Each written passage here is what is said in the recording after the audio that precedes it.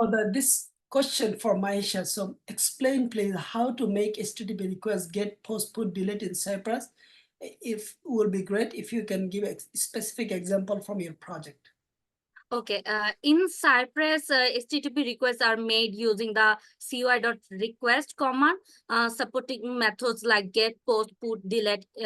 And in the recent Backend project, I have utilized cy.request to perform comprehensive API testing. For example, to get a bride or groom user data, or to retrieve that data, I am using get request, and to create create data for an bride or groom, I have to use post request, and to update data of an bride or groom, I have used put request, and to delete and information about bride or groom, I have used delete request. So those requests were integral to validate the functionality and reliability of our backend service, ensuring that all API endpoints behave as expected and under various conditions.